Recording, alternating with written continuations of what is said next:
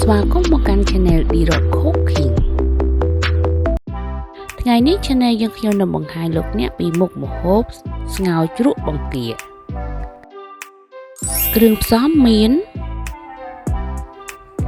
បង្គាស្ករសអំបិលប៊ីចេងនំស៊ុបខ្នុរ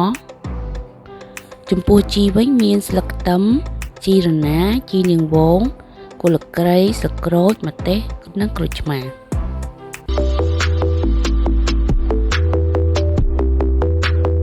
យើងដាក់ដាំទឹកអំពុះបន្ទាប់មកដាក់គល់ស្លឹកគ្រៃនិងស្លឹកក្រូចចូល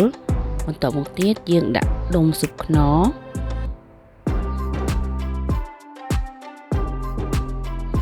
ដាក់ស្ករសអំបិលប៊ីចេងចូលបន្ទាប់មកទុកឲ្យទឹកយើងពុះបន្តិចយើងចាប់ផ្ដើមដាក់បង្គាចូល